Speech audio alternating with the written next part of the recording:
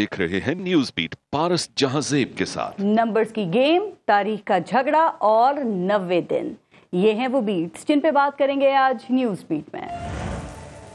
अस्सलाम वालेकुम, मैं हूं पारस जहांजेब। पार्लिमानी जमहूरी निज़ाम में नंबरों की बहुत ज़्यादा अहमियत होती है, यहाँ तक कि इंसानों से ज़्यादा अहम भी नंबर ही होते हैं। बड़ी कुर्सी तक पहुँचने की सबसे मजबूत सीढ़ी यही नंबर गेम होती है। आप यूँ कह लें कि ये जमहूरियत नंबरों की कैदी होती है। MNA बनने के लिए यही नंबर वोट बन जाते हैं। एक हल्के में लड़ने वालों में से जिसका भी एक नंबर ज़्यादा होगा उसका असेंबली तक जाने का नंबर लग जाता है। असेंबली में यही नंबर वजीर आजम बनवाते हैं, तो जिसके नंबर ज़्यादा उसकी हुकूमत। असेंबली में 172 का हिंसा मैजिक नंबर या जादुई हिंसा कहलाता है। इस 172 की नाराजगी बर्दाश्त करना, उनसे ब्लैकमेल होना, उनके मुतालबात पूरे करते रहना ही कुर्सी कायम रखना होता है, और कभी कभी तो एक नंबर ही सब कुछ बन जाता है। 2002 की असेंबली में जनरल मुशर्रफ की आमरीत की छतरी तले इलेक्शन में भी हुकूमत बनाने के लिए ये नंबर कम पड़े तो पाकिस्तान पीपल्स पार्टी के नंबर तोड़कर पैट्रियट बनाई गई और फिर जफरुल्लाह जमाली सिर्फ एक वोट से वजीर आजम बन पाए। जनाब, हमारा जमहूरी सिस्टम तो ऐसा ही बना दिया गया है कि जिस वजीर आजम को भी अपने नंबर्स की ताकत का एहसास होना शुरू हो जाता है, वो इन नंबर्स के बलबूते पर इख्तियारात का इस्तेमाल शुरू करता है और उसी दिन से उसको जेल के कैदी का नंबर लगने पर काम शुरू हो जाता है। जो नंबर कभी उसकी छाती पर मेडल और गले में हार डालने का बाइस बनते हैं, वही नंबर उसकी गर्दन का फंदा बना दिए जाते हैं। भाई, हमारी तारीख तो इस नंबर गेम को इसी तरह से याद रखती है। जुल्फिकार अली भुट्टो को अपनी मकबूलियत का गुमान सताने लगा तो उन्होंने अपना हक हुक्मरानी इस्तेमाल करना शुरू किया और देखते ही देखते असेंबली में सबसे ज्यादा नंबर लेकर बनने वाले वजीर आजम भुट्टो अडयाला जेल में कैदी नंबर 1772 कहलाने लगा। मियां मोहम्मद नवाज शरीफ 1997 में 2/3 अक्सरियत से वजीर आजम बने। उनके मुकाबले में ऑपोजिशन नाम की कोई चीज दूर दूर तक नहीं थी। वो लाडले भी कहलाते थे, लेकिन उनके 2/3 नंबरों को आमरीत के पैरों तले रौंदा गया और कैदियों का लिबास पहनाकर अटक किले में फेंक दिया गया। वो 2013 में फिर वजीर आजम बने तो अडयाला जेल के कैदी नंबर 1421 कहलाए। पाकिस्तान के वज़ीर आजम को खाने वाली जमहूरियत ने ना कभी अपना रास्ता बदला और ना कभी उसको ब्रेक लगी, और आज फिर एक वजीर आजम अटक जेल में 804 के कैदी नंबर के साथ मौजूद है। इस कैदी की कहानी भी इसी जमहूरी निज़ाम में वोट के नंबरों से शुरू हुई। देखते ही देखते 176 नंबरों की अक्सरियत अकलियत नंबर में बदल गई और उसको कैदी 804 का नंबर अलॉट किया गया। कैदी नंबर 804 मुल्क का वजीर आजम रह चुका है, लेकिन अटक जेल की बैरक नंबर 3 में B क्लास से महरूम है, घर के खाने से महरूम है। कहा जाता है कि मुबैना तौर पे वो बुनियादी इंसानी हुकूक से भी महरूम है।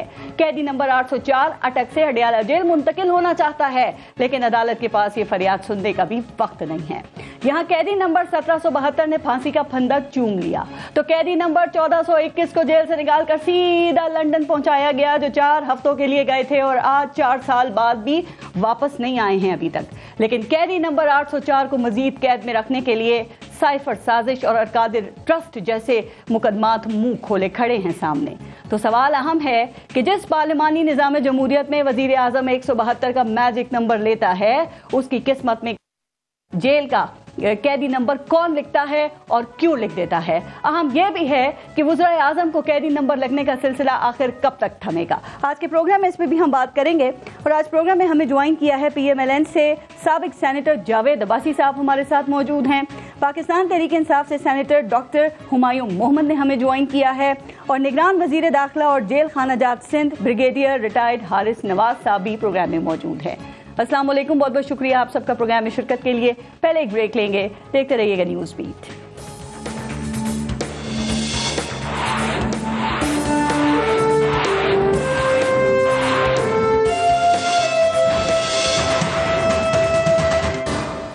जावेद अब्बासी साहब, आपसे शुरू करते हैं, और पहले तो बड़े अरसे के बाद आप प्रोग्राम में आए हैं, तो एक बार फिर आपको वेलकम। और आप कहाँ गायब थे इतने अरसे से? मीडिया पर भी नजर नहीं आ रहे थे 16 महीने, मैंने तो आपको नहीं देखा मीडिया के ऊपर। कहाँ थे आप? बिस्मिल्लाहिर्रहमानिर्रहीम, बहुत शुक्रिया। मैं इधर ही था, बाकी मैंने कुछ अर्से के लिए ब्रेक ली हुई थी, मैं ज़्यादा प्रोग्राम नहीं कर सका। मुझे बहुत दफ़ा दोस्तों ने TV शोज़ के लिए कहा। हम तो समझे आप लंदन चले गए मियाँ साहब को मनाने के लिए। नहीं, मैं इधर ही था, लेकिन कुछ मैंने देख ली। आपके आदमी ने कहा, और आपको ये बहुत मुबारक हो, आपको बहुत शुक्रिया, थैंक यू ज्वाइन किया, और मुझे यकीन है कि इंशाल्लाह आपके आने से चैनल में बड़ी ताकत पड़ी है। हम यहाँ आ गए हैं और आज एक नई खबर आई है कि वो डेट आई है कि मियां नवाज शरीफ 15 अक्टूबर को वापस आ रहे हैं, तो क्या वाकई ऐसा होगा? जी, आज ये खबर मैंने भी देखी है और शहबाज साहब ने कहा है और मियां साहब की पहले भी तैयारी थी आने की, तो आज उन्होंने एक फैसला हो गया है। ठीक है, तो आप तो दोबारा गायब नहीं होंगे ना? अगर कोई गायब कर दे तो मैं कुछ नहीं कर सकता। मीडिया से कह रही हूं। नहीं, इंशाल्लाह आता रहूंगा। इंशाल्लाह। अच्छा सर, मैं ये बात अब करना चाह रही हूँ आपसे कि जो अभी मैं अपने इंट्रो में भी बात कर रही थी कि यहाँ पर अवाम जो हैं वो एक शख्स को अपना लीडर तस्लीम करते हैं, उसको अपना रहनुमा तस्लीम करते हैं और उसको अपने वोटों से मुंतखब करके फिर ऐवान में पहुँचाते हैं। और वो एक शख्स कभी भुट्टो बनकर ऐवान में 108 वोट लेता है, लेकिन अंजाम जो है वो कैदी नंबर 1772 पे होता है। वो शख्स कभी मियाँ मोहम्मद नवाज शरीफ बनकर 2/3 अक्सरियत लेता है, 3 बार वजीर आजम बनता है पाकिस्तान का, और जो अंजाम है वो कैदी नंबर कभी 1421 और कभी 4470 पर होता है।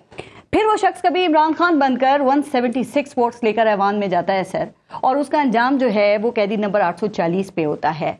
ये कब तक ऐसा चलेगा और ऐसा क्यों होता है? और आप मेरा ख्याल ये भी कह रही हैं कि आने वाले के साथ भी ऐसा ही होगा। अगर मैं आपकी अभी तक तारीख को देखते हुए तो यही लग रहा है सर। बिस्मिल्लाह, बड़ी बदकिस्मती रही है जी कि हमारे यहाँ के एक तो हम लीडरशिप ने भी सबक नहीं सीखा। बहुत अच्छा था कि हम सियासी जमातें ही सबक सीख लेती और हम अपने फैसले खुद करने का अख्तियार ले लेते, और जिसे ये मदर ऑफ इंस्टीट्यूशन कहते हैं, इस पार्लियामेंट को, इसको स्ट्रेंथन कर लेते, बिल्कुल इसको मजबूत करते। और फिर जब ये अदारा मजबूत होता तो शायद ये दूसरे अदारों की अकाउंटेबिलिटी भी कर सकता और उनको चेक भी रख सकता। लेकिन जो भी लीडर आया है वो उन्हें वज़ीर आज़म बनने के लिए पार्लियामेंट को एज ए पोत इस्तेमाल किया है कि रास्ता यहाँ से गुजरता है, लेकिन जब वो प्राइम मिनिस्टर हाउस में शायद पहुँच जाता है तो फिर उसने इस अदारे की भी कुछ तौकीर में बड़ा इजाफा नहीं हम कर सके। हमने जब भी ज़रूरत पड़ी इसकी जॉइंट सेशन भी बुला लिया, ज़रूरत पड़ी तो रेजोल्यूशन भी पास करवा ली, ज़रूरत पड़ी तो अपनी मर्जी का ला, जो मर्जी ला किसी वक्त भी पास करवा लिया। लेकिन वो जो एक स्ट्रेंथन करना थे अपने अदारे को और अपने ऑफिसर्स को, वो हम करने में हम भी नाकाम रहे। तो सर आप एस्टेब्लिशमेंट को क्यों इल्जाम देते हैं? वहां पर क्यों चला जाता है इल्जाम? एक अपने आप पे करके मैं फिर अच्छी बात है कि आप मान रहे हैं। पहले मैं मानता हूँ कि हमारा अपना भी, और फिर हमने सबक भी नहीं सीखा। ये भी सच है। बदकिस्मती हो गई है कि हमें सियासत में दुश्मनी की तरफ उतर जाते हैं, हम एक दूसरे को अपना दुश्मन मानते हैं और उसके साथ कोई उसको गिराए तो हमें खुशी हासिल होती है। होना तो ये चाहिए कि सियासतदान खुद मिलकर अगर तो मैदान सियासत के अंदर इलेक्शन में एक दूसरे को गिरा सकें, उसको हरा सकें, खुद बैठें और एक दूसरे का मैंडेट मान ले। लेकिन हमारे यहाँ बदकिस्मती हुई है कि किसी इलेक्शन में किसी का मैंडेट कोई मानता ही नहीं। एक और बात है कि जब आपका जो मुखालिफ होता है ना सियासी, वो जेल में होता है तो आप लोग जश्न भी मनाते हैं। तो ये जश्न आप क्यों मनाते हैं? आप खुश होते हैं। 2 दिन पहले मियां नवाज शरीफ और मरियम नवाज के बयान और ट्वीट्स देख लें, चेयरमैन पाकिस्तान तहरीक इंसाफ की जमानत और रिहाई की वो मुखालफत कर रहे हैं, तो ये जश्न क्यों, खुश क्यों होते हैं? मैं उस पर भी आ रहा हूँ। दूसरा ये बड़ा बदकिस्मती ये हुई है कि हमारे यहाँ बाकी अदारों में भी जमहूरी निज़ाम को उस तरह चलने नहीं दिया। उनकी कोई भी वजह आप समझ लें, होना ये चाहिए था कि सब सबक सीखते हैं और कहते कि पाकिस्तान आगे लेके जाएं। हमें फैसला कर लेना चाहिए था सबको बैठ कर के पाकिस्तान में कौन सा निज़ाम है। आज भी बेयकीनी का आलम है, हर आदमी पूछ रहा है कि क्या इस मुल्क में इलेक्शन होंगे, बिल्कुल, क्या इस मुल्क का मुस्तकबिल क्या है, क्या इस मुल्क में जमहूरियत रहेगी। ये बुनियादी क्वेश्चन है जिन्हें बहुत पहले हल हो जाना चाहिए था। ठीक, वो अदारे जिनको ये काम था कि रियासती अदारे के वो हुकूमत के ज़ेर साया, देखें ये आईन पाकिस्तान ने इस पोजीशन डिफाइन कर ली थी। मुकन्ना का काम होगा, वो कानून साजी भी करेंगे और अकाउंटेबिलिटी भी ठहराएंगे हुकूमतों को। हुकूमतों के अंदर जो अदारे थे वो हुकूमतों ने उनको देखना था। बदकिस्मती से यहाँ सब सुप्रीम कोर्ट हो, बाकी इंस्टीट्यूशन हो, हर एक ने अपनी पावर से बाहर निकल के खेला है। वो कोई जो अदूद तयन किए गए थे आइन ने, उस पर कोई अमल करने के लिए आज भी तैयार नहीं। और उसका नतीजा क्या निकला है? जब बिल्कुल आपने ठीक कहा कि सियासतदानों की हिस्ट्री जो आपने बताई है इससे ज़्यादा भयानक हो सकती है, बेहतरीन मुझे नज़र नहीं आई। लेकिन इस मुल्क के आम लोगों ने भी बड़ा सफ़र किया है। ये वो तो आज पाकिस्तान का नौजवान उम्मीद खो बैठा है। इस पे मैं आती हूँ, ये आपने बड़ी इंपॉर्टेंट, मुझे पता है आप इन इशूज पे बहुत अच्छी बात करते हैं जो अवाम से मुतालिक होते हैं खासकर। लेकिन अभी आपने कहा कि इदारे अपनी हुदूद से तजावुज़ करते हैं, लेकिन आपकी जमात मुसलसल ये कह रही है कि सुप्रीम कोर्ट भी यहाँ पे अपने इख्तियारात से तजावुज़ कर रही है और चेयरमैन पाकिस्तान तहरीक इंसाफ की सहूलतकारी कर रही है। सर आप नहीं समझते कि अगर कहीं पे कुछ गलत हो रहा है तो सुप्रीम कोर्ट का काम ये क्या ये नहीं है कि वो उसको ठीक करे? तजावुज़ तो अभी फिर देखें ना, मोमन साहब भी कहेंगे कि पहले भी बहुत किया गया, शरीफ खानदान को भी आउट ऑफ द बॉक्स जाके रिलीफ दिया गया। तो अगर कहीं कुछ गलत हो रहा है तो क्या उसको ठीक करना काम नहीं है अदालत का? ये बिल्कुल आपने ठीक कहा। जब ये पनामा का کیس چل رہا تھا میں آپ کے کئی پروگرام میں آیا جی میں اس وقت بھی کہہ رہا تھا کہ سپریم کورٹ آف پاکستان کو ان معاملات میں اپنے آپ کو دور رکھنا چاہیے. انہوں نے کبھی بھی کسی نیب کے کیسز میں سپریم کورٹ کے جج کو نہیں بٹھایا. انہوں نے کبھی بھی ایسا معاملہ نہیں کیا. وہ لگنا چاہیے تھا کہ انصاف کے ادارے کسی چوائس یا کسی پسند یا ناپسند کے بغیر فیصلہ کرتے ہیں. ٹھیک. اگر کل کوئی عدالت فیصلہ کرتی تھی وہ بھی غلط تھی, اگر آج کرتی ہے وہ بھی غلط ہے. دیکھیں ہم سب نے الٹیمیٹلی ان اداروں کے پاس جانا ہے, عدالت کے پاس لوگ اسی لیے جاتے ہیں کہ ہمیں انصاف ہو, لیکن انصاف کا یہ مطلب نہ لیا جائے کہ یہ نظر آئے کہ باعث ہیں ہم ایک دوسرے ایک ون لائنر اس پہ کہ سیشن کورٹ کا چیئرمین پی ٹی آئی کے جو فیصلہ انہوں نے دیا سیشن کورٹ نے, آپ سمجھتے ہیں کہ وہ قانون کے مطابق ہے یا یہ اجلت میں فیصلہ کیا گیا ہے؟ دیکھیں میرا خیال ہے کہ یہ معاملہ چونکہ ابھی سبجیکٹ ہے, اس پہ ڈسکشن ہو رہی ہے, یہ عدالتیں پہلے اسلام آباد ہائی کورٹ اور سپریم کورٹ کے پاس جائے گا. یہ اختیار ہے ان کو کہ وہ دیکھیں کہ کیا یہ انصاف کے تقاضوں کے مطابق فیصلہ ہوا ہے نہیں ہے. ادھر جا رہا ہے, پنگ پونگ بنا ہوا ہے. ایگزیکٹلی میں یہی کہہ رہا ہوں کہ بدقسمتی یہ بھی ایک ہماری رہی ہے کہ میرے حق میں فیصلہ آئے تو میں مانتا ہوں, یہی ہے میرے خلاف فیصلہ آئے تو میں, آپ بھی اگر میرے خلاف وہ بات کریں تو میں آپ بالکل ٹھیک بھی کہہ رہی ہوں گی تو میں کہوں گا نہیں یہ تو میرے خلاف بائسڈ. یہ پاکستان میں ہم سب اس طرف چلے گئے کہ میری مرضی کی چیز ہو تو ہم یہاں سے بھی کہیں گے کہ میں اگر میری مرضی کا نہ ہو. اب انصاف کسی کی مرضی سے ہو سکتا ہے. اب یہ معاملہ ہے کہ ججز اپنی ہماری مرضی کے فیصلے کریں, اور ججز کو بھی مہربانی کر کے مجھے یقین ہے کہ ان کو بھی دیکھنا چاہیے کہ جب ہم کوئی بات کرتے تو اس کا اثر پاکستان کی عوام کیا لیتی. ڈاکٹر ہمایوں مومن صاحب, آپ بھی اس پہ بات کیجیے گا, اور آپ کو یہ کیوں لگتا ہے کہ قیدی نمبر 804 کی اب تک ضمانت ہو جانی چاہیے تھی؟ مسلم لیگ نون اور ان کے جو حامی ہیں نا وہ بار اب یہی سوال اٹھا رہے ہیں کہ بھئی ہماری بھی لیڈرشپ جیل میں تھی اور ضمانتیں کئی ماہ تک نہیں ہوتی تھی. ایون کہ وہ کیپٹن صفدر کی مثال دیتے ہیں کہ 1 سال کی ان کو سزا ہوئی تھی اور 73 ڈیز کے بعد ان کی ضمانت ہوئی تھی. بسم اللہ الرحمن الرحیم. قیدی نمبر 804 سب سے پہلے تو اس کو جیل میں ہونا ہی نہیں چاہیے تھا. کیوں؟ کیونکہ اس کے اوپر سارے کیس بوگس ہیں. ایک کیس کے بارے میں آہستہ آہستہ پتہ چلتا جائے گا. دوسروں کی لیڈرشپ ہونا چاہیے تھا جیل میں, ان کو نہیں ہونا چاہیے تھا. Let's do that thing, let's do first this thing. میں اس پہ بھی آ جاؤں گا, ٹھیک ہے. اس طرح ہے کہ اس کا قصور کیا تھا, میں بتا دیتا ہوں. اس کا قصور یہ تھا, اس کا قصور یہ تھا کہ یہ آزادی چاہتا تھا. آزادی کس چیز سے چاہتا تھا؟ یہ آزادی اور ملکوں کی غلامی سے چاہتا تھا. یہ آزادی چاہتا تھا ایبسولوٹلی ناٹ کہہ کے. یہ کہتا تھا کہ میں آپ کے ساتھ برابری کے اس میں رہوں گا, دوستی رہے گی, برابری کی رہے گی. میں آپ کے لیے میں نے 80,000 جوان قربان کیے, میں نے آپ کے لیے $200 بلین سے زیادہ کا نقصان کیا ہے. آپ نے ہمیں دیا کیا ہے سوائے اس کے کہ ڈو مور اور یہ اور وہ. اگر میں نہ ہوتا تو آپ افغانستان سے کیسے نکلتے؟ اگر یہ میں اس نے پاکستان کو کرنے کے لیے اس نے کہا کہ میں رشیا کے پاس جا کے پاکستان کے لیے جو چیز صحیح ہے وہ کرنا چاہتا ہوں. یہ اس قیدی نمبر 804 کا قصور تھا. اور اس قصور کے بعد کیا یہ جسٹیفائی ہو جاتا ہے کہ اگر وہ اپنے اثاثوں کو ڈکلیئر نہیں کرتے پیپرز کے اندر, یہ چیزیں جسٹیفائی ہو جاتی ہیں؟ سن لے, سب سے پہلے وہ کیس بھی غلط ہے. اس کیس میں ٹائم باؤنڈ ہے, ود ان میرے خیال میں 180 ڈیز کے اندر ہونا چاہیے, اس کے بعد نہیں. اس کے بعد یہ ٹائم باؤنڈ ہے. یہ سارا کا سارا کیس جو تھا نا اس میں, اچھا اس میں بھی انہوں نے ساری چیزیں ڈکلیئر کی اپنے اس میں. آپ کے الیکشن کے جو فارم ہوتا ہے وہ جو الیکشن کمیشن دیتا ہوتا ہے, ہم سب کو دیتا ہوتا ہے as a parliamentarian. Javed Abbasi صاحب نے بھی اپنے ٹائم پہ سارے بھرے ہوئے ہیں. یہ یاد رکھیں اس کے اندر اٹ از ناٹ کلیرٹی کہ میں نے اگر یہ کپ خریدا ہے اور بیچ دیا ہے تو میں اس کے پیسے لکھوں گا یا پوری ٹرانزیکشن لکھوں گا کہ میں نے یہ اتنے کا خریدا.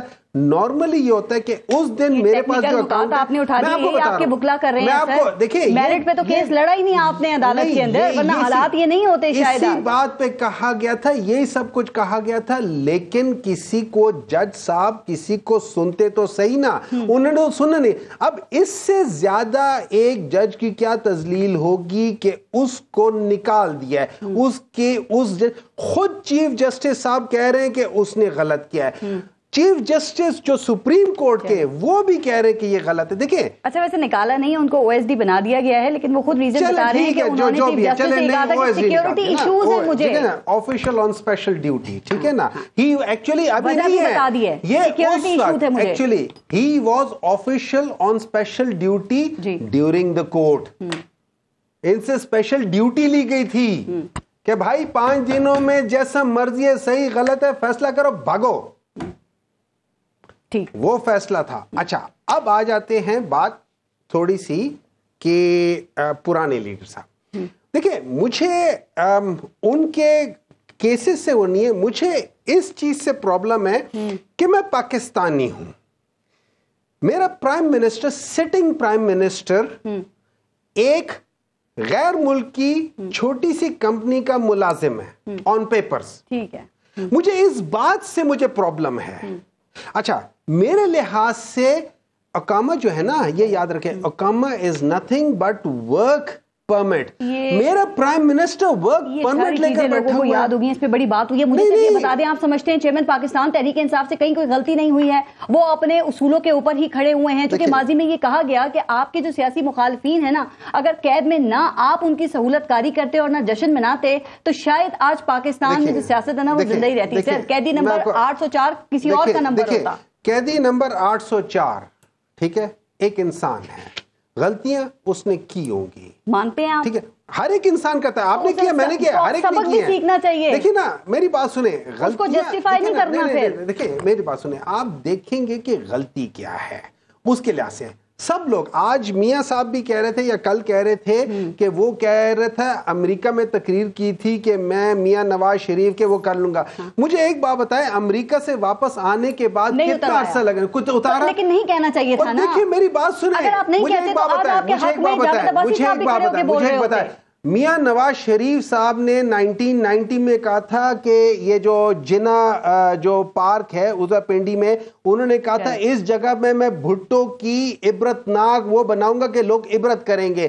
انہوں نے ان کے بھائی نے کہا تھا کہ میں ان کو گھسیٹوں گا. گھسیٹا نہیں, دیکھیں پھر گھسیٹا, دیکھیں بات سنیں, پالیٹکس میں 2 چیزیں ہوتی ہیں. پالیٹکس میں بعض چیزیں آپ کنزیوم کرنے کے لیے وہ کرتے, آپ کو ان سے مطلب نہیں ہوتا. کیا ہونا چاہیے, شاید نہیں ہونا چاہیے, شاید وہ بھی نہیں ہونا چاہیے. اگر کی جاتی ہے ان کو ماننا بھی چاہیے, جیسے ابھی انہوں نے بھی مانی کہ ہم سیاستدانوں کی غلطیاں ہیں, ہماری کمزوریاں ہیں, جس کی وجہ سے آج ہم یہاں پہ کھڑے ہوئے ہیں. ہم نے بڑی غلطیاں کی, اور اگر آپ سیکھ لیں گے تو آئندہ اس طرح کے حالات کو فیس نہیں کرنا پڑے گا. کی اور ہم بڑی تیزی سے سیکھ رہے ہیں. ہم نے وہ چیزیں ایک بات یاد رکھیں, سیاستدانوں نے خود کمزور کیا ہے خود کو. اس پہ میں 100% ایگری کرتا ہوں. اور میں یہ سمجھتا ہوں, دیکھیں میں یہ سمجھتا ہوں کہ میں اس سیاست کا نیا پلیئر ہوں.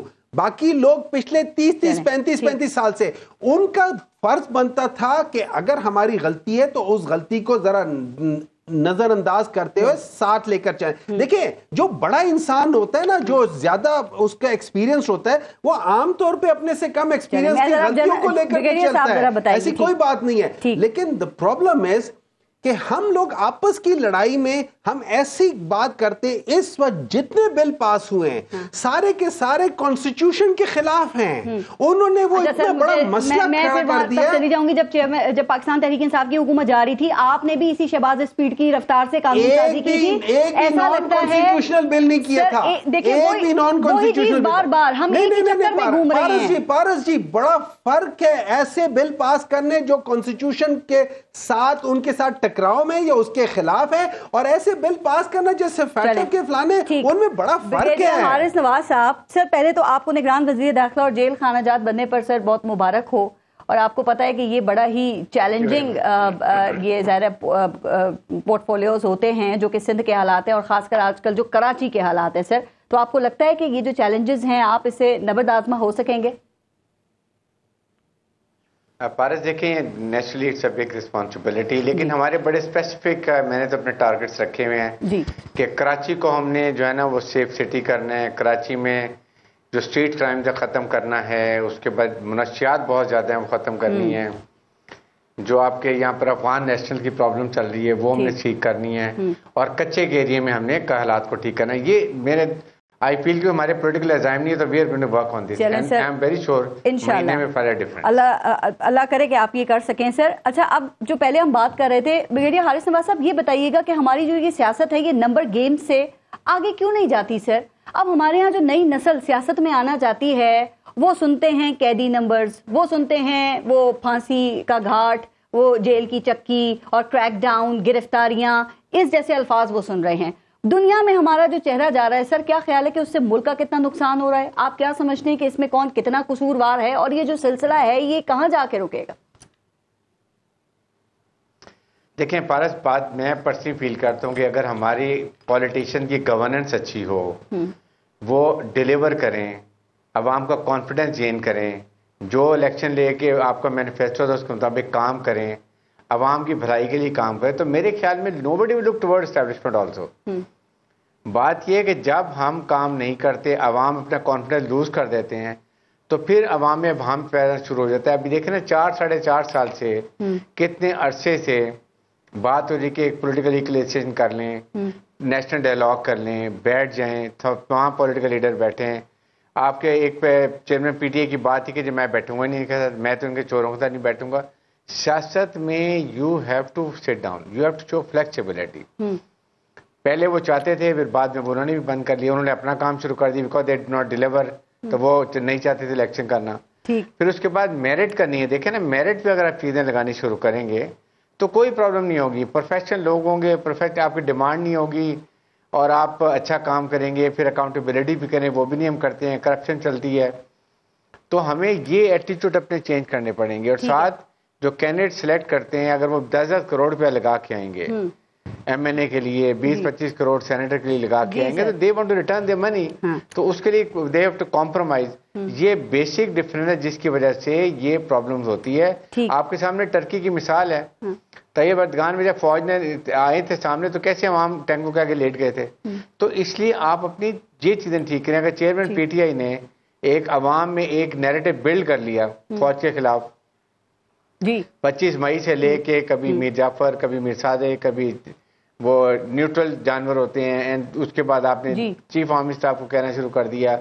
پھر کلمینیٹ اگر آپ کریں 9 مئی کو، اور عوام میں ایک بڑا ایک بائیں برین واش یوتھ کے کر کے جو 65% ہماری یوتھ ہے، تو یہ بڑا ڈینجر سیٹ ہے. یہ ملک کی سیکورٹی کے خلاف ہے، کیونکہ فوج جو ہے یہ عوام کی طاقت کے بغیر کچھ نہیں ہوتی ہے. چیف آرمی صاحب نے کتنی دفعہ یہ بات کی ہے جناب سے منی نے کہ we are nothing without people of Pakistan and we love them and we got to do extra work for them. آپ چیئرمین پی ٹی آئی کا آپ نے ابھی 2-3 دفعہ ذکر کیا، تو یہ جو قیدی نمبر 804 ہے، یہ میں اب انہی کی بات کر لیتی ہوں. ان کا جو کیس ہے یہ تو کبھی فٹ بال بنا لگتا ہے، کبھی یہ ٹینس بن جاتا ہے. 5 اگست 2023 کو ان کو توشہ خانہ میں سزا ہوئی، اس کے بعد سے تو یہی چل رہا ہے سر. ہائی کورٹ میں کیس چل رہا ہے اور دوران سماعتی وہ سپریم کورٹ میں چلا جاتا ہے. جو دونوں کورٹس ہیں الگ الگ اس سے ریمارکس آ رہے ہیں. یہ کیا چل رہا ہے؟ کیا آپ سمجھتے ہیں یا آپ کو ایسا لگتا ہے کہ یہ دو قوتوں کے درمیان یہ کوئی جنگ چل رہی ہے کہ ایک قوت چیئرمین پاکستان تحریک انصاف کو اٹک جیل میں رکھنا چاہتی ہے اور ایک قوت جو ہے وہ ہر حال میں ان کو جیل سے باہر نکالنا چاہتی ہے؟ اب دیکھیں نا، یہ آپ کی جو جوڈیشری میں کتنی بڑی کنٹروورسی ہے. ایک اٹس ویری سمپل کہ اگر آپ کے سیشن جج نے کوئی ڈیسیژن دیا، it has to go to Islamabad high court. Islamabad high court میں لیٹ دا کورٹ کو. حالانکہ آئی فیل کہ جو سیشن جج ہے ایڈیشنل سیشن دلاور، ہمایوں دلاور، وہ 4-5 دن اور لگاتے، ان کے تک انصاف کے تقاضے پورے کر دیتے، ان کو کوئی اعتراض نہ ہوتا. اگر وہ ڈیفینس میں برسٹل لانا چاہتے ہیں ان کو بھی لے آتے. بٹ یہ اور پھر انگلینڈ جانے کے کورس کے لیے کورس کسی اور کو ڈیٹیل کر دیتے. تو یہ جوڈیشری کی اپنی انورڈ ان کو دیکھنے کی ضرورت ہے کہ how they have to regain the confidence. Sir آپ سندھ کے، آپ کے پاس اس وقت سندھ کے جیل خانہ جات کا قلم دان بھی ہے. اب اٹک جیل تو پنجاب میں ہے، تو آپ سمجھتے ہیں کہ چیئرمین پاکستان تحریک انصاف کو اٹک جیل میں جو سہولیات دی جا رہی ہیں وہ درست ہیں اور یہی ایک سابق وزیر اعظم کو ملنی چاہیے؟ چونکہ ابھی کچھ دن پہلے ایک جج صاحب بھی وہاں پر گئے تھے اور انہوں نے بھی ساری تفصیلات پھر آ کر بتائی ہیں. نہیں دیکھیں، میں تو آنیسٹلی فیل کہ جو ان کی انٹائٹلمنٹ ملنی چاہیے، مجھے نہیں پتا وہاں کیا مل رہی ہے، لیکن بات یہ ہے کہ جب یہ آپ رانا ثناء اللہ، یہ لوگ جو جیلوں میں تھے، آپ نے دیکھا ان کو کیا ٹریٹ کیا گیا. ان کو آپ کس طریقے سے زمین پہ سلاتے تھے اور ڈبل اینٹ دیتے تھے سر پہ تکیے کے طور پہ. مریم نواز نے ایک انٹرویو میں اپنے بدسلوکی کی پوری داستان سنائی ہے. وہ کہتے ہیں چوہوں کا بچا ہوا کھانا مجھے دیتے تھے, کپڑوں پہ استری کرنے کے لیے نہیں تھی, میں فرائی پین گرم کر کے استری کیا کرتی تھی, اور باتھ روم میں کیمرہ لگا ہوا تھا. کہتے ہیں ہمارے ساتھ بھی اچھے سلوک. اس کا مطلب چولہا تھا نا, پلنگ تھا جس کے اوپر وہ بیٹھ کے موبائل فون رکھا ہوا تھا نا, اے سی بھی تھا نا, یہ سب کچھ تھا نا, سب کچھ تھا نا. اور بائی دا وے مریم نواز کی کوئی پوزیشن تو نہیں ہے, نہ گورنمنٹ کی ہے نہ ادروائز ہے. مطلب لیٹس آسک سر اس سے کیا ہوتا ہے, لیکن دیکھیں سہولیات تو ملنی چاہیے نا, پھر بدسلوکی تو نہیں ہونا چاہیے چاہے کوئی بھی ہو. دیکھیں سوال اٹھتا ہے کہ چلے دیکھیں میاں نواز شریف صاحب 3 دفعہ پرائم منسٹر تھے, ان کو اچھا ہے, ان کو اے سی بھی لگا دیا کر دیا ہے. قیدی نمبر 804 ایک دفعہ کا پرائم منسٹر ہے, چلو اس کو زمین پہ لٹا دیا, مان لیا کہ 3 دفعہ اور 1 دفعہ میں فرق ہونا چاہیے. لیکن باقی لوگ جو تھے ان کو کیا تھا, Why were they given special treatments? کس بیسس پہ؟ دیکھیں بات یہ ہو جاتی ہے, بات یہ ہوتی ہے کہ بریگیڈ صاحب نے ان کو مین ڈیتھ سیل میں رکھا ہوتا ہے پہلے جب ان کے ساتھ ہوا تھا. اچھا دوسرا بریگیڈ صاحب نے کہا ہے نا کہ ہم لوگ وی لو دیم, ٹھیک ہے نا, تو میرا ایک ہمبل سی ریکویسٹ ہے کہ بریگیڈ صاحب don't tell me that I love you, show me that you love me. چلیے ٹھیک ہے, بریک لے لیتے ہیں. اس کے بعد سر اب ذرا میں الیکشن کے اوپر بات کروں گی کہ وہ جو آپ نے کہا نا کہ ایک غیر یقینی صورتحال ہے, ہر کوئی پوچھ رہا ہے الیکشن, پھر یہ دے لیں پلیز جواب, پھر بریک لیتی ہوں. میں یہ کہتا ہوں یہ بلیم گیم اسی میں ہم سارے گھسے ہوئے ہیں, اور اس سے کیا لگتا ہے کہ آپ لوگ کچھ نہیں سیکھیں گے؟ نہیں سیکھیں. یہ دیکھیں نا کہ میاں صاحب ایک بڑا آنریبل آدمی ہے میرے لیے, یہ آج یہ ڈفرینشیٹ کر رہا ہے کہ وہ ٹھیک تھا اور یہ غلط ہے. اگر ہم اسی معاملے پر اگر میں یہاں کئی ٹی وی پروگرام کرتا ہوتا تھا, جب نیب کے کیسز بنتے ہوتے تھے تو میں ان کے دوستوں کو کہتا تھا کہ آج یہ خوشی مت منائیں, آپ ان کے سپوکس مین مت بنیں, آپ مت کہیں نیب کو کرنے دیں. کل یہ سلوک جب آپ کے ساتھ ہوگا برداشت نہیں پھر ہوگا, آپ کس کو گالی دیں گے. میں یہاں کئی ان کے ساتھ پروگرام کر رہا تھا, میں ایک خاتون ان کی میرے لیے بڑی محترم ہے, منسٹر تھی, میرے ساتھ ایک ارشد شریف شہید کے پروگرام میں ہم بیٹھے ہوئے تھے, وہ بڑی ریزنیبل انہوں نے مجھے باتیں کرنا شروع کی. میں نے وقفہ ہوا تو ہم 4 لوگ بیٹھے ہوئے تھے, تو میں نے کہا میں تو کبھی آپ کے ساتھ بڑا اچھے پروگرام ہمیشہ کیے ہیں اور مجھے پتا ہوتا ہے اس طرح کا آپ, تو میں شاید نہ بیٹھتا. انہوں نے کہا بھائی صاحب آپ بڑے اچھے آدمی ہیں, مجھے بڑا احترام ہے, میرا پروگرام عمران خان صاحب دیکھتے ہیں یہ پروگرام, اور اب میں باہر نکلوں گا تو مجھے میسج آئے گا. میں نے کہا اگر مجھے گالی دینے سے کسی کو خوشی ملتی ہے تو 2 اور دے دیں.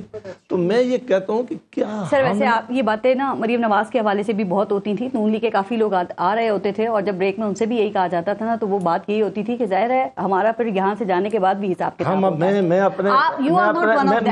میں یہ کہتا ہوں کہ میں اگر کرتا ہوں تو وہ بھی غلط ہے, ہم یہ سب کرتے ہیں تو اس کو جسٹیفائی نہیں کیا جاتا. یہ کوئی جسٹیفیکیشن ہے کہ ہم ایک دوسرے کو اس لیے نیچا دکھانے کی کوشش کر رہے ہیں کیونکہ لیڈر کی نظر میں بڑا یا اس کی بڑا ہو, اور لیڈر بھی ایک دوسرے کو اس لیے کر رہے ہیں کہ کوئی اور خوش ہو, تو کیا اس سے ملک میں بہتری آئی؟ بالکل بھی نہیں. ایک بریک لیتے ہیں, بہتری الیکشن سے آ سکتی ہے, لیکن وہ کیوں نہیں ہو رہے, ان کے حوالے سے کیا غیر یقینی صورتحال ہے, اس پہ بات کریں گے. بریک لیتے ہیں, دیکھتے رہیے گا نیوز بیٹ.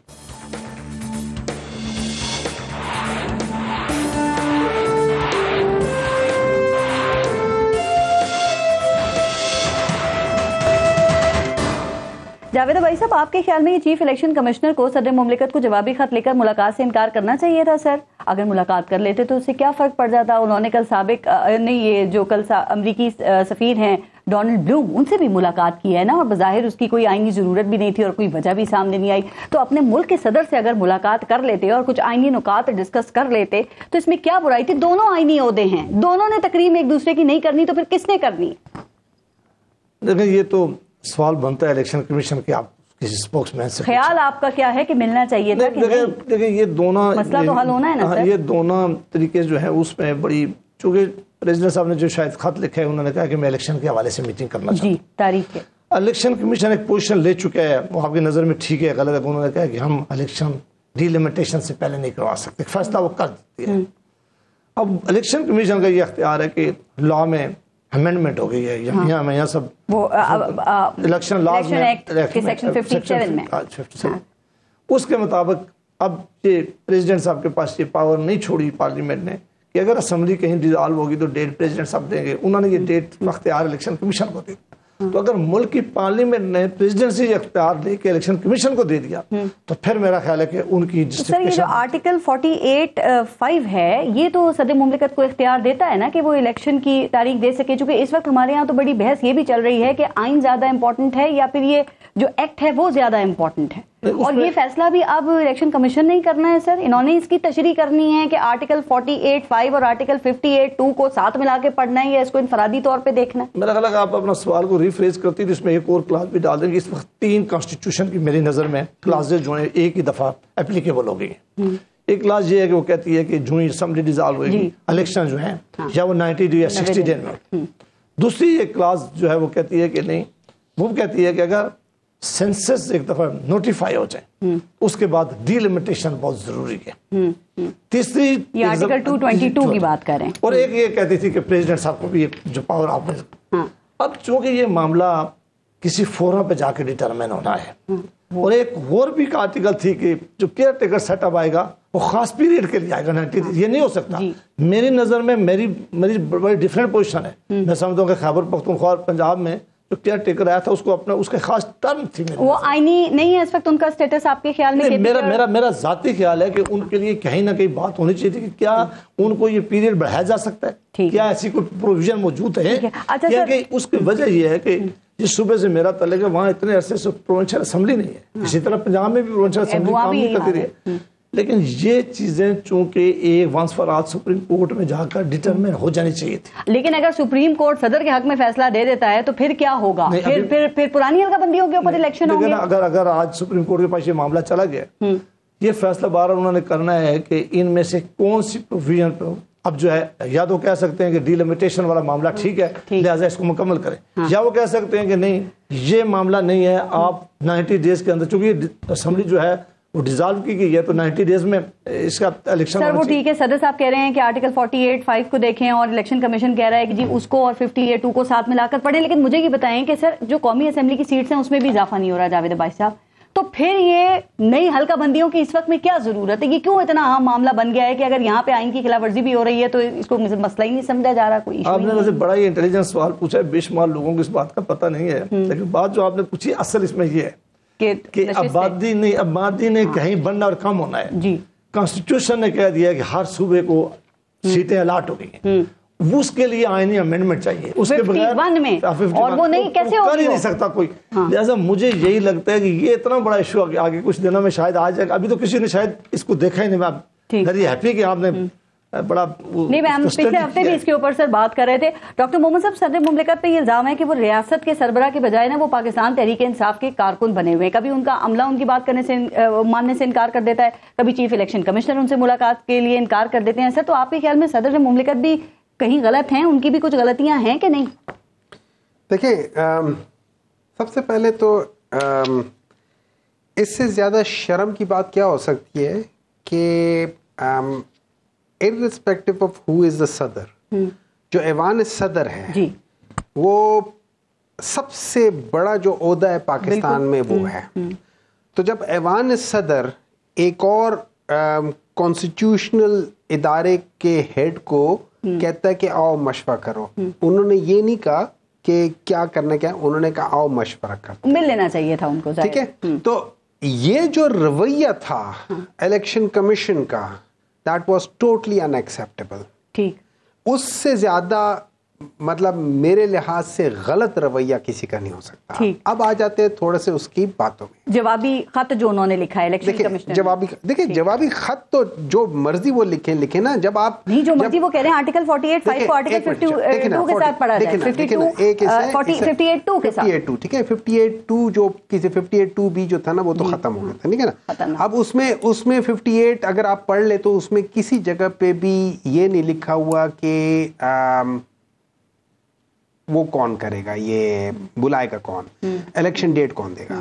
لیکن اگر آپ آرٹیکل 48(5) جس کا بھی ذکر ہوا تھا، ٹھیک ہے، اس میں اگر آپ دیکھیں اس کی جو لینگویج ہے نا وہ لینگویج کہتے ہیں notwithstanding what is in clause number 1 the president shall give the time. ٹھیک ہے. اچھا، یہ جو پورا آرٹیکل ہے اس کی جو 48 ہے یہ بیسیکلی کس کے بارے میں؟ یہ بیسیکلی ہے with reference to advice of the prime minister or the cabinet کہ وہ صدر کو کہے کہ آپ یہ کر لو, جیسا کہ ابھی ہوا, ٹھیک ہے. اچھا اس کے بعد جب وہ ہو جاتا ہے, ڈیزالو ہو جاتا ہے, ختم ہو گیا, اب صدر وہ دیتا ہے, ٹھیک ہے. تو اس لحاظ سے یہ ہوتا ہے. اب اس کے بعد وہ کہتے ہیں, ریفرنس دیتے ہیں ایک الیکشن ایکٹ کا, ٹھیک ہے, کہ اس الیکشن ایکٹ جو ہے نا وہ سب آرڈینیٹ ایکٹ ہے to the constitution. It cannot surpass the constitution. یہ بہت اچھی بات ہے. آپ کو پتا ہے جب سسٹم کوئی فیصلہ یہاں پہ کر لیتا ہے تو وہی ہوتا ہے. 14 مئی کو سسٹم نے نہیں فیصلہ کیا کہ الیکشن نہیں ہوں گے, پھر صدر صاحب بھی نہیں کرا سکے اور سپریم کورٹ کا فیصلہ بھی. آپ دیکھیں اس کا مطلب ہے, اس کا مطلب ہے اس کا مطلب یہ ہے کہ آپ یہ کہہ رہی ہیں کہ جو سسٹم سے آپ کی مراد یہ ہے کہ کوئی ایسا سسٹم ہے جو کہ اس چیز کے اندر نہیں, وہ اس سے باہر ہے اور وہ کنٹرول کر رہا ہے. Is that what you mean? Sir Qasim sorry کی رولنگ دیکھیں آپ, سیاستدان بھی اس میں شامل ہیں. ٹھیک ہے, میں بتاتا ہوں قاسم سوری صاحب کی جو, اچھا یہ ایک اور بات یاد رکھیے, یہ جو ان سے ملنے آئے تھے نا, جن سے انہوں نے کہہ دیا کہ ڈونلڈ رو سے ہم مل لیں گے, ڈونلڈ رو وہی شخص ہے, لو ہے میرے خیال میں, ٹھیک ہے. ابھی جو سبین ہے وہ ڈونلڈ بلوم ہے. جی بلوم ہے, اچھا ٹھیک ہے, وہ ابھی بہت دور بیٹھا ہوا ہے. سر وہ امریکہ والے ہیں. ٹھیک ہے, میں غلطی ہوئی تھی, سوری کریکٹ مائی سیلف. ٹھیک ہے, اچھا اس میں بیسیکلی جن لوگوں سے انہوں نے ملنا ہے یہ وہی لوگ ہیں جنہوں نے ان کو کہا تھا کہ بھئی اس کو ہٹانا ہے. مسئلہ کیسے حل ہوگا؟ دیکھیں مسئلہ میرے لحاظ سے مسئلہ پولیٹیشنز کے ہاتھ میں ہے, ابھی بھی پولیٹیشنز کے ہاتھ میں ہے. اگر پولیٹیشنز آج یہ ڈیسائیڈ کر لیں, مطلب ایک بات یاد رکھیں, پیپلز پارٹی کو کسی حد تک عقل آ گئی ہے, ان کو سمجھ آ گئی ہے, انہوں نے پچھلے 3-4 ماہ میں کیا بڑی بڑی غلطیاں کی تھیں جس میں انہوں نے نیشنل اسمبلی سے وداؤٹ اینی ڈیبیٹس بل پاس کر دیے تھے. آج ان کو اپنی غلطی کا احساس ہو گیا ہے. اب یہ غلطی کا احساس آئی ہوپ کہ باقی بڑی پولیٹیکل پارٹیز کو ہو جائے اور وہ ایک کام کریں, اور یہ یاد رکھیں یہ کانسٹیٹیوشنل چیز ہے, وہ یہ ہے کہ election should not be delayed later than 18 نومبر. ٹھیک ہے, بریگیڈیئر حارث نواز صاحب, بریگیڈیئر صاحب کے پاس جائیں. یہ ویسے بریگیڈیئر صاحب کے ساتھ جاتی ہوگی. میں ایک جملہ پھر یہ ہم کبھی بھی نہیں چاہتے تھے کہ آپ کو پتہ ان کے ساتھ نہیں ایسا کرنا چاہیے. نہیں, کوئی کر بھی نہیں سکتا. آپ کر رہے ہیں لیکن میں صرف اتنا کہوں کہ پریزیڈنٹ صاحب نے اس آفس کو بہت بھی بڑا کنٹروورشل کیا ہے. یہ آخری بل یہ بھی دیکھیں, یہ تماشا جس طرح, یہ کوئی طریقہ تھا کہ آپ نے نہ ان بل کے اوپر لکھا. سر میں یہی بات ذرا پوچھتی ہوں کہ اب اس کا سٹیٹس کیا ہے. لیکن حارث نواز صاحب, ابھی ڈاکٹر محمد صاحب کہہ رہے ہیں کہ یہ الیکشنز کے حوالے سے سیاستدانوں کے کورٹ میں ہی بال ہے. لیکن سر جو ان کا پاکستان تحریک انصاف کا سوشل میڈیا ہے نا, وہ یہ تاثر دے رہا ہے کہ اسٹیبلشمنٹ نہیں چاہتی کہ الیکشن ہو. تو کیا واقعی ایسا ہے سر؟ آپ وہ کہتے ہیں, اور وہ اس کے ریزنز بتا رہے ہیں کہ اس کی وجوہات یہ ہیں کہ ایک تو چیئرمین پی ٹی آئی کی پاپولیرٹی ہے, دوسرا وہ کہتے ہیں اکانومی ہے, اس کے لیے ایک تسلسل چاہیے پالیسی کے اندر. کیسے دیکھتے ہیں ان کے اس تاثر کو آپ؟ بھارت, مجھے یہ بتائیں کہ یہ ڈیجیٹائزیشن, اس کے بعد حلقہ بندیوں کا الیکشن سے پہلے کرنے کا کس نے کہا؟ سی سی آئی نے, جس میں سارے پولیٹیشین بیٹھے تھے, وہاں بیٹھ کے ڈیسیژن کیا. Did they speak any thing against it? آپ خود فیصلہ کرتے ہیں, اس کے بعد پھر سڈن آپ کو سیکنڈ تھاٹ آتی ہے, تو کیسے کر دیتے ہیں؟ آپ نے جب سی سی آئی میں فیصلہ کر لیا کہ پہلے حلقہ بندیاں ہوں گی, اس کے بعد نئے مردم شماری کے مطابق الیکشن ہوگے, پھر وٹ از دا کنفیوژن؟ سر وہ آئینی اجلاس, اور وہ میرے خیال میں الیکشن کمیشن نے کہا کہ جس کی آپ ایگزامپل دے رہے ہیں وہ آئینی اجلاس آپ اسے سمجھتے ہیں, مطلب کہ 2 نگران وزرائے اعلیٰ جو صوبوں کے ہیں وہ اس کی نمائندگی کر سکتے ہیں سی سی آئی میں؟ سر دیکھیں, بات یہ کہ اس وقت کسی نے اعتراض نہیں کیا. وہاں جو آپ کے پیپلز پارٹی کے بھی سی ایم تھے, چیف منسٹر تھے, بلوچستان کے بھی تھے, اس کے بعد پرائم منسٹر بیٹھے ہوئے تھے. اگر کسی نے آبجیکٹ نہیں کیا اور ایک اسموتھ طریقے سے ایک پاس ہو گیا اور اس کو پھر ایکسیپٹ کر لیا گیا, اور الیکشن کمیشن نے کہا جی 12 ستمبر تک ہمیں 3 سے 4 مہینے یہ چیز کے لیے چاہیے, اس کے بعد 54 ڈیز ہمیں چاہیے. تو آئی تھنک اس کے اوپر اب اگر 2 ہفتے لیٹ ہو بھی جائیں, 2 مہینے, ایز لانگ ایز کی الیکشن فیئر ہوں, نئے حلقے مدعے کے مطابق ہوں, انصاف کے تقاضے پورے ہوں, ٹرانسپیرنٹ ہوں, تو دیر شوڈ بی نو. مجھے سمجھ نہیں آیا ایک دم یہ کیوں شروع ہو جاتا ہے.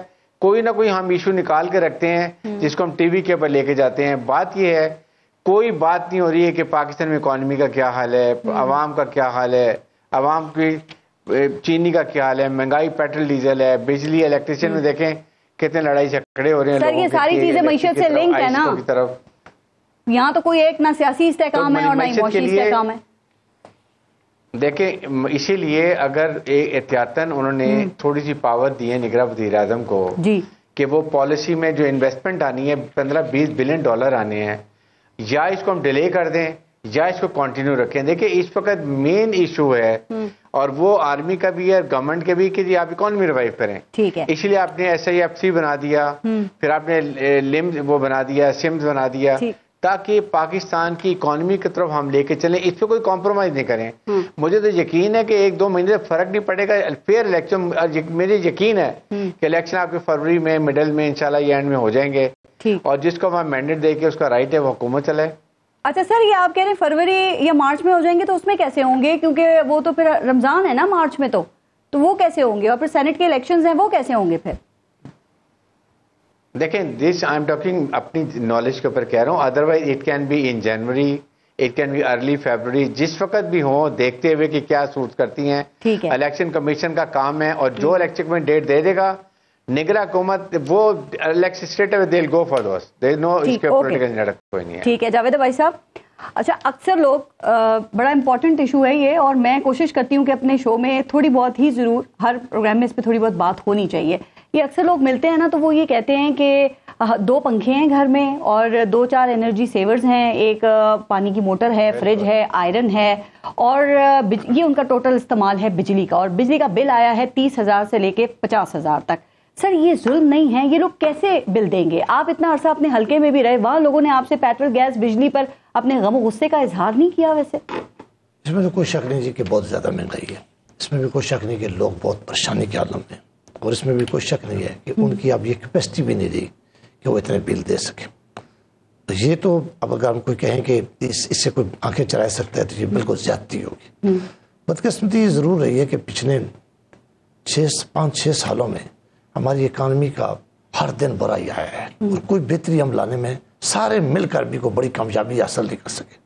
اب بلیم گیم میں تو اگر پڑے تو میں اس میں چاہتا ہوں. لیکن دیکھیں آپ کی حکومت پھر بھی جواب دہ تھی نا. ابھی پہلے جو حکومت یہ نگران حکومت ہے سر، اس کو تو جواب دینے کا کوئی خوف ہی نہیں. آتے 17 روپے انہوں نے پیٹرول پہ بڑھا دیے، یکمشت 5.5 روپے بجلی کی یونٹ میں اضافہ کر دیا. یہ قیمہ کرنا رہ گیا ہے عوام کا. میں اسی پہ آ رہا تھا کہ مجھے اس سے بھی خوفناک چیزیں آگے نظر آ رہی ہیں کہ چونکہ IMF نے اپنی کنڈیشنیں پوری کروانی ہیں. IMF کی جو بھی کنڈیشن ہوگی وہ ڈسپلن لائیں گے اکانومی کے لیے. وہ کہیں گے جی اپنے سرکولر ڈیٹ کے اوپر آپ توجہ دیں، وہ تو کہیں سے انہوں نے کچھ جنریٹ کروانے.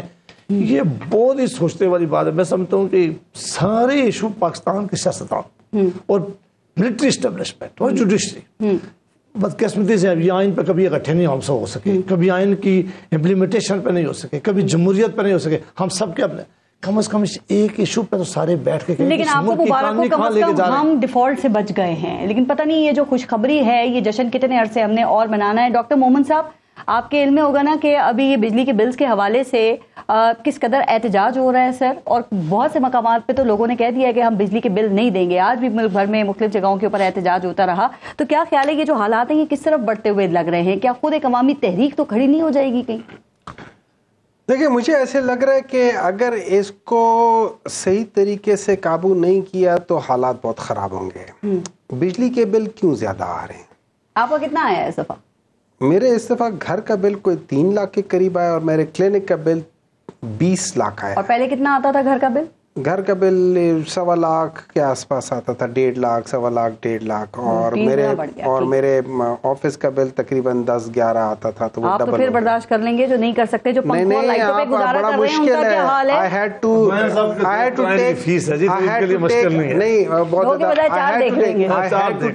had to take a loan to pay for it. Bank سے اوور ڈرافٹ لیا.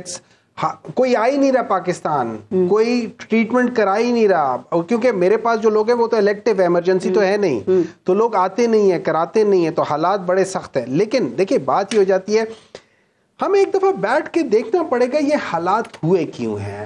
جاوید صاحب نے کہا کہ پچھلے 5 سال میں جاوید صاحب کو اس کے نہیں، میں فیکٹس اینڈ فگرز بتاتا ہوں کہ پچھلے 4 سالوں میں دیکھیں پاکستان تحریک انصاف جب آئی تھی ہمیں 6 ملا تھا، 5.9 سم تھنگ ملا تھا، اچھی بات ہے. اس کے بعد ہم لوگوں نے اپنی پالیسی چینج کی تھی. ہم نے پوری फाइनेंशियल पॉलिसी चेंज की थी, जिसकी वजह से हमने एक डिप मारी थी, ठीक है, और हम लोग चले गए थे पहले 3 पॉइंट समथिंग में और उसके बाद हम चले गए थे पॉइंट समथिंग में, ठीक है, मे भी टच किया, माइनस को भी टच किया था, लेकिन उसके अगले साल हम लोग 6 के करीब आ गए थे और उसके अगले साल भी हमने 6 तक किया था।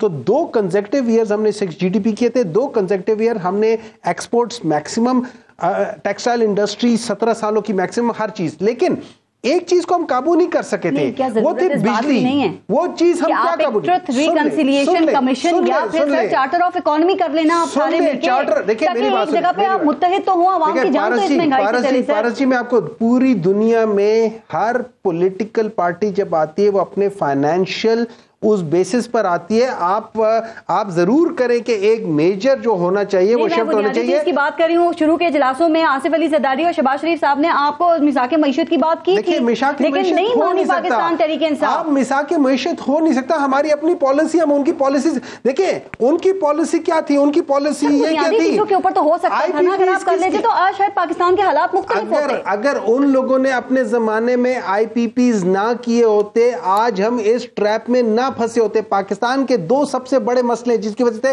पाकिस्तान ठीक नहीं हो रहा पा, एक सर्कुलर डेट है, सर्कुलर डेट टोटल उनके इन दोनों हुकूमतों के डिसीजंस की वजह से है, और दूसरा हमने उसकी कोशिश कर रहे थे, हम उनके साथ नेगोशिएट कर रहे थे। आपको पता है कि एक बंदे को पैसा आ रहा है, तुम बिजली इस्तेमाल करो ना करो, मुझे डॉलर देना है। इस हालात में मुझे ये बता दें कि क्या आपकी जमात का कोई थोड़ा बहुत भी हिस्सा है या नहीं? आई एम श्योर होगा, लेकिन हमारे उसमें अगर आप मुझसे पूछे ना, 2 साल में by the middle end of 2021, by the end of 2021, ठीक है, आप फैसलाबाद चले जाए, किसी बच्चे का हर जगह पे, इवन जो दिहाड़ीदार काम करने वाला मजदूर है ना, उसको बहुत अच्छे तरीके से वो काम कर रहा था, किसी जगह पे कोई प्रॉब्लम नहीं थी। आप अच्छा, ये लोग कहते हैं कि एक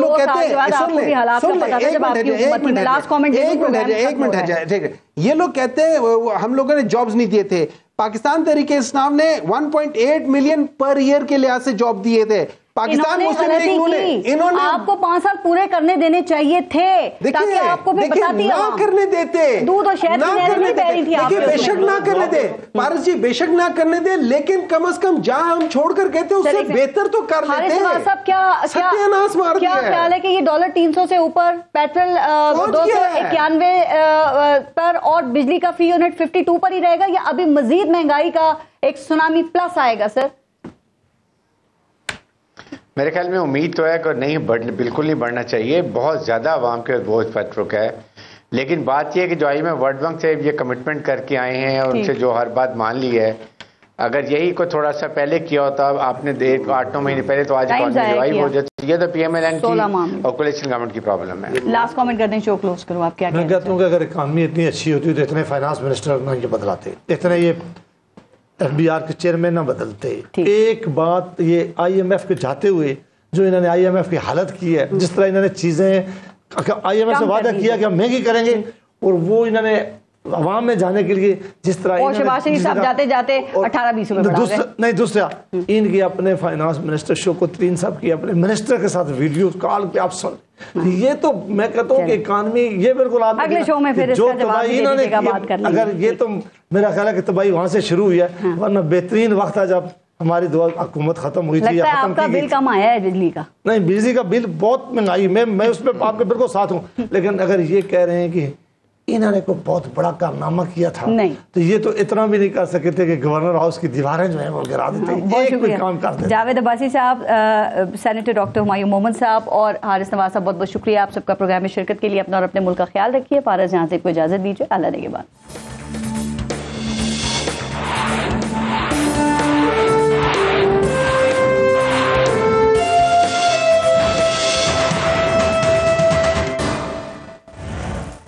अगर आप गैर जानिबदार और बेलाग तज्जियों और तबसरों में दिलचस्पी रखते हैं तो अभी सुनो न्यूज़ का YouTube चैनल सब्सक्राइब कीजिए और बेल आइकन पे क्लिक कीजिए।